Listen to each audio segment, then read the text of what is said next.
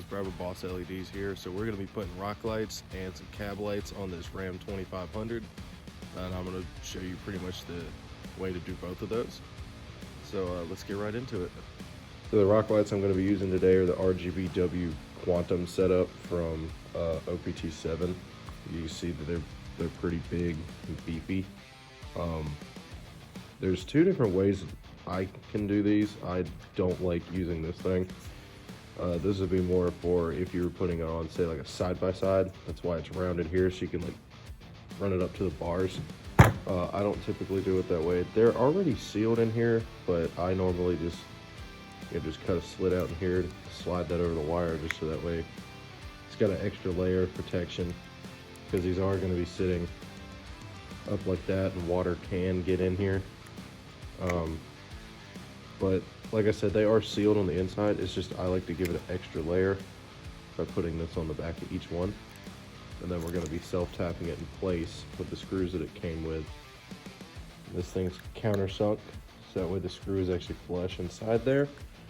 So let's get to the rest of the process. So with the RGBW setup, you're going to have this extra wire here that's coming straight from the control box that needs power as well. Then you have your main harness here. The main harness is going to be what basically gives power to the RGB side. This one is what turns the white on. So what I typically do is I'll peel this little edge of this connector up, and I'll shove that one up inside there, squeeze it back down, and just add just a little bit of solder on the end, just to, kind of make it a little bit more solid. Alright, so the easiest way for me is obviously you just center, depending on how many rock lights you have. In this case, we only have one pod. So we're going to put it up in the middle, so like right in here somewhere. But just so we don't hit anything with a drill bit or whatever, I normally just use, a box blade. And I'll do the same thing I did with those 3M pieces. I just cut a little slit in it, maybe chop one of the triangles I make off, and then that way the wire can push up inside it. And plus, that way if they ever take it off, there's not just a giant hole there from, drilling a hole in it. Now the rears are always a little bit easier, especially if they have the fender lining, because there's nothing that you can drill into. So same situation here. Line it up with the middle, and then put the slits in the fender lining and try to slide it up there. Like I said, sometimes you end up having to actually cut a square in it or whatever. I try to avoid that as much as possible. On this one, I ended up having to cut the square in every single one of them. This fender lining is like extra thick, which is strange, but when you do the rears, you want to try and push your wire as far to the front as possible, because a lot of times it'll just catch and go right on out. That's what happened in this situation. So now I'm going to show you guys. I'm going to try and get a video of the last fender so you guys can see exactly how I'm doing it.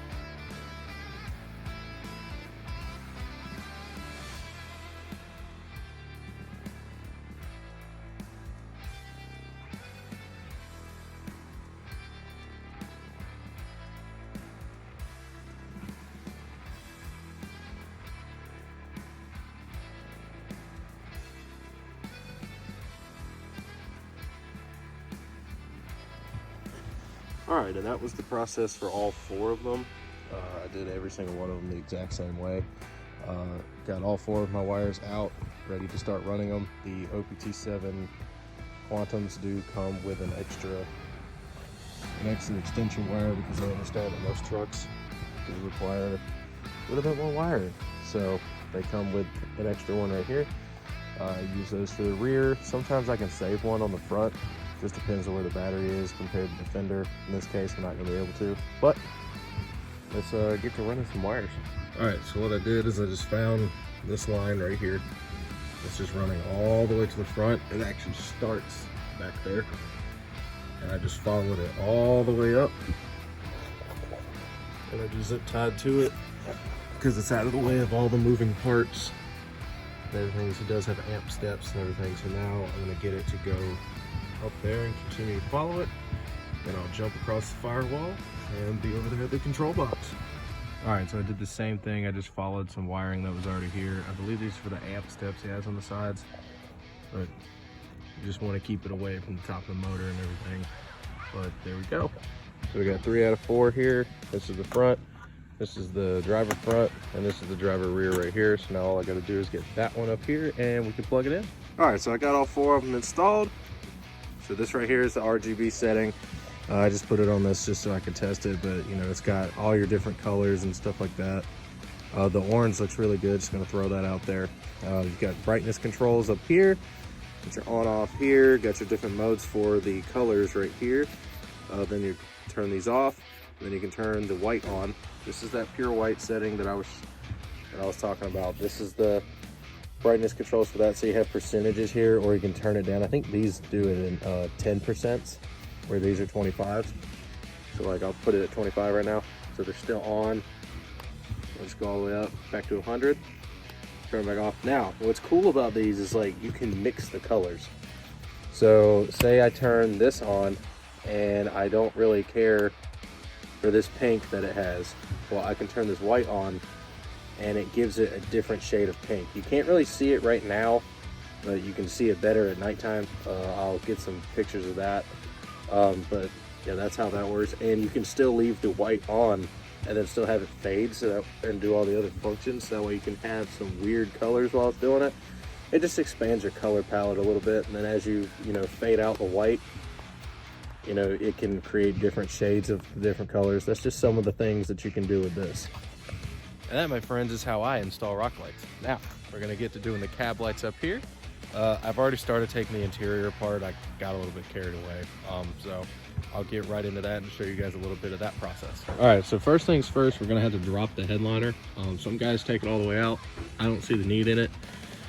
This one looks like the headliner has been replaced with some black fabric. Looks a lot better than what I can only imagine was tan. So we're gonna take out our pillars here, disconnect some wiring here.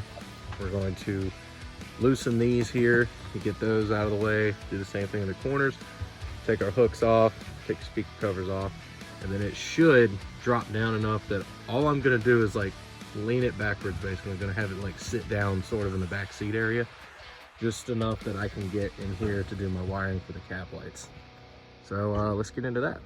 All right, so I got this side pretty much out. I'm not gonna end up taking this all the way out. All I needed was it to have a little bit of space there that I can move this headliner over it. Because I don't want to go through here and take this off. If I was doing a Starlight headliner and I was gonna actually take it out of the car, I would take all this off, but I just needed to get it loose for that. This headliner has definitely been out before because this one right here was missing entirely. I just pulled on it, just popped right out. There was no screw in there. So now I'm going to take my hooks out and see if that light is actually attached to the headliner or the roof, because sometimes they do that just for extra support. And then we're going to do that side. I'm going to let you guys watch that part.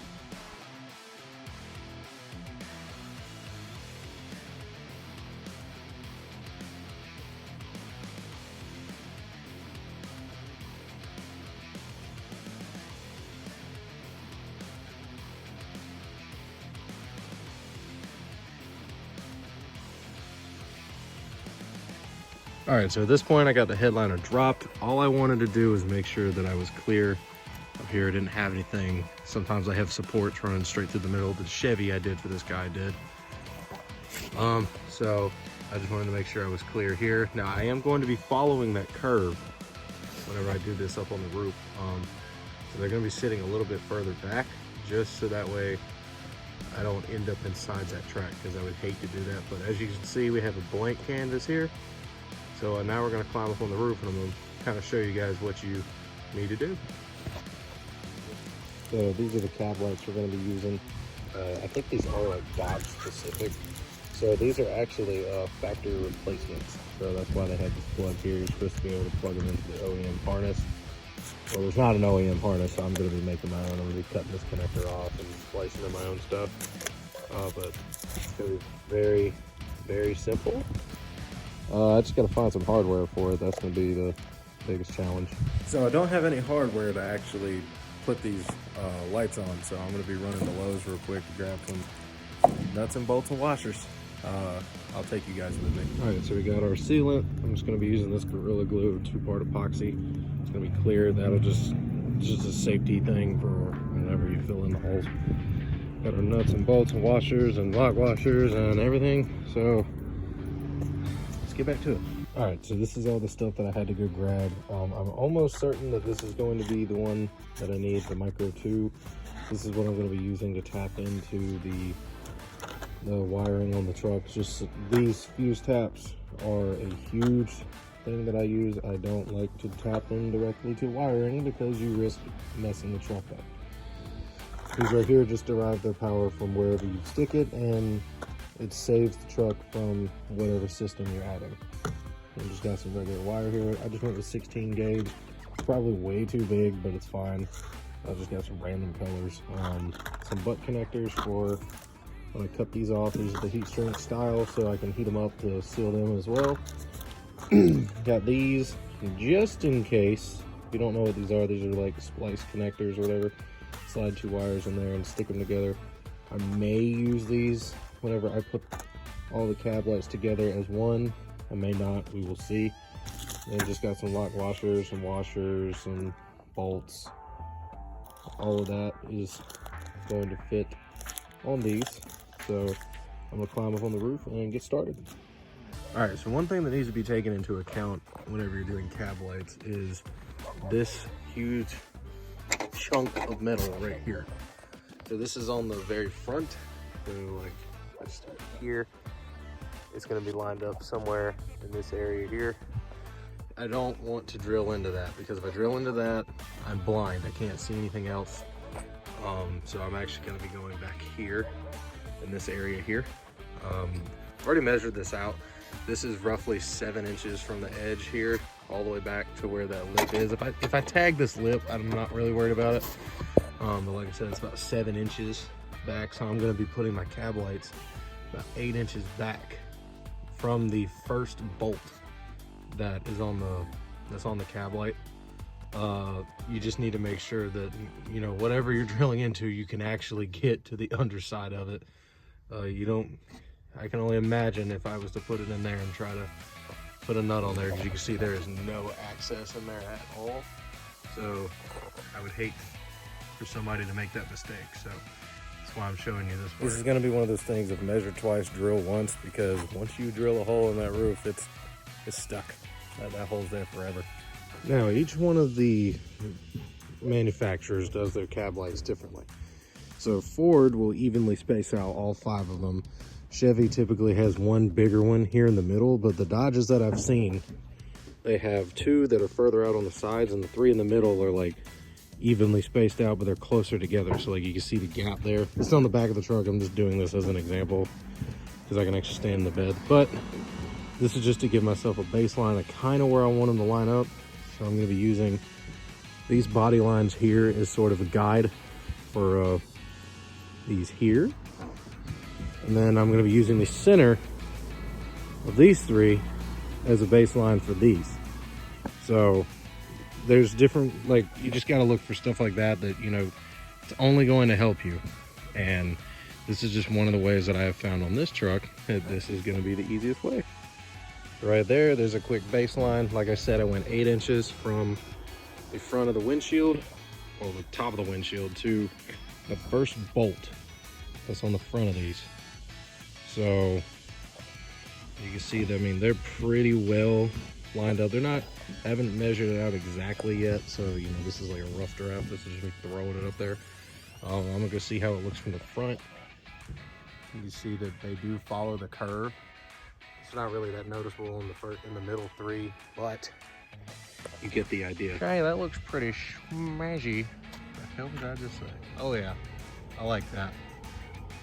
That looks really good. I might space the 2 in the middle out just a little bit more, but we'll see.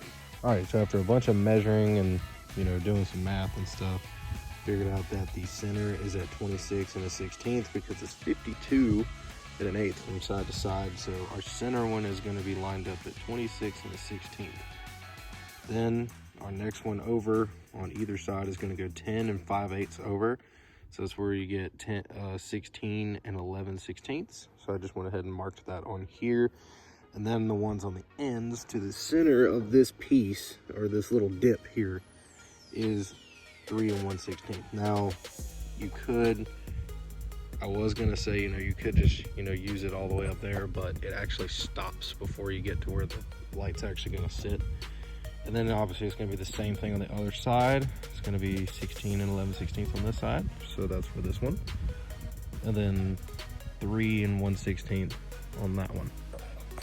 All right, so I want my drill bit to be slightly bigger than the bolt, just so that way I have a little bit of wiggle room. That way if it's not exactly straight, I can kind of, barely move it over, because the measurements I have up there are so close.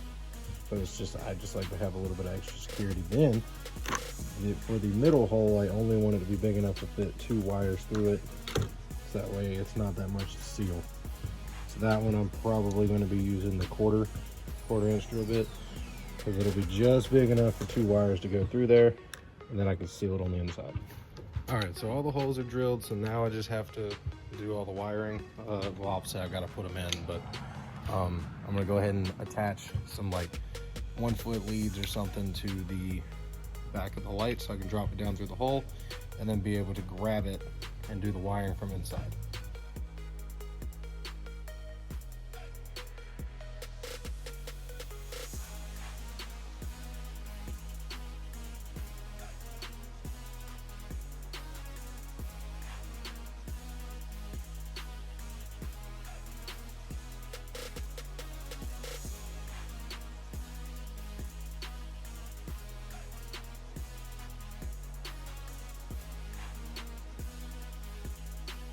All right, so I didn't actually show the mounting portion of this just because it's time sensitive because of that permaseal that I put on it. But I'll explain it. So what you want to do is, for your bolt holes, you want to just shoot permaseal on it and then shove the bolt through. That's why the bolts are black now instead of silver, because they've got the permaseal all over it. This is a very messy job, so if you're worried about it looking good, don't do this. The hole in the center, you just get your wires through, and then you tighten these down all the way so that way your wires will come through all the way, and then you just permaseal around the outside. Make sure you're really shooting it into the middle, like you almost want it to go up inside the light. That's going to seal it off permanently. And then what you want to do is just kind of stick your head under here and just look up and see if you have any light coming out. It's that simple. The light will shine straight through these holes, straight through here, so you'll be able to tell. Now I'm gonna give this about 10 minutes to dry. While it's doing that, I'm gonna go ahead and start looking for where I'm gonna attach these before I run all my wires together.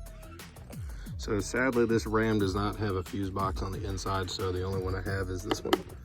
But it takes these are the most common fuses that you're gonna see on most American cars. This is a micro. They have new ones now that are, these 2 teeth are closer together. It's called a micro 2. In this case, I'm just meaning this micro. So what I'm going to do is just kind of look at this graph here, figure out which one is somewhere dealing with these. So that way, whenever these come on, our cab lights come on. I'm just doing this while the permaseal dries, so I can go ahead and run my wires, or wire, up inside and get it through the firewall and up this pillar and up there. Now I don't end up showing it here, but I did actually wire all of these together into one long harness, and as you can see, they are working perfectly. And you can see our rock lights paired together with them, looks really nice. Now they are actually hooked to the ignition rather than the headlights, sadly. Thank you guys so much for watching. Thank you so much for your support. If you like this video and you like this kind of content, go ahead and like and subscribe. You can see what we got coming up next. Got some wheel rings going on. Custom built these. They'll be in the next video. See you guys then.